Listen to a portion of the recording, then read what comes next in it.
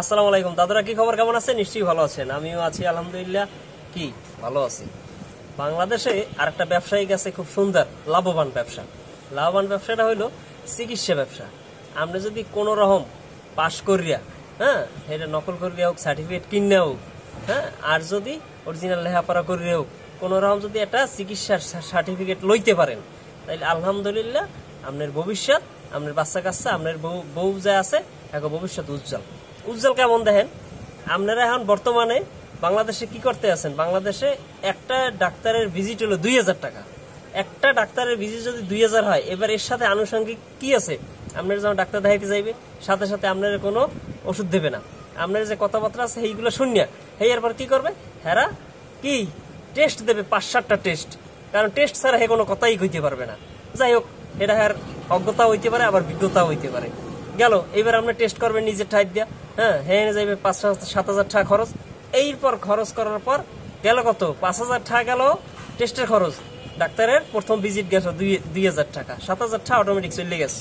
আচ্ছা, এরপর যখন আবার এই টেস্টের রিপোর্ট যখন ডাক্তার যাইবে, তখন দেখা গেল হে 3 কি 4 ওষুধ লিখে দেবে। হে কিন্তু এটা ইচ্ছা করলে আগেও দিতে পারতো। আচ্ছা, দিতেই যখন পারলো না, ঠিক আছে, এরপরে যখন কি টেস্টগুলো আইছে, তাইলে সে ওই 2,000 টাকা তার ভিজিট দিয়ে ইনকাম করলো। এরপর কি করলে, যে ল্যাবে, যে ডায়াগনস্টিক সেন্টারে হে কি করছে, টেস্টগুলো করতে পাঠাইছে, এই জায়গাতে সুন্দর সে একটা কমিশন পাইলো, বিশাল একটা অঙ্কের কমিশন পাইলো মাস শেষে।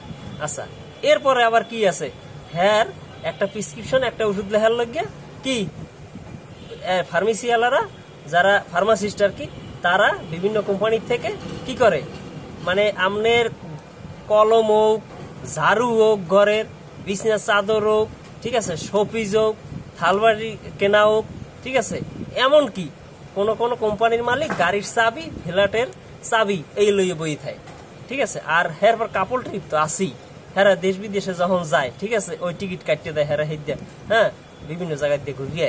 তাইলে কি আপনি যদি কোনো রকম একটা সার্টিফিকেট ডাক্তারি একটা লইতে পারেন, তাইলে আপনার ভবিষ্যৎ একটা নিশ্চিত। এখন একটা বাংলাদেশের মতো একটা কান্ট্রিতে, একটা ধরেন খুব বড় কান্ট্রি কিন্তু বাংলাদেশ না, এখানে কিন্তু মধ্যবিত্ত আছে, একটা নিম্নবিত্ত আছে। এখন এরা কিন্তু ওই রোগের শোকে মরিয়ে যাইবে, এরপরে ওই ডাক্তার দেখাইতে পারবে না। একটা ডাক্তারের ভিজিট যদি 2,000 টাকা হয়, তাইলে হে কেমনে ডাক্তার দেখাইবে?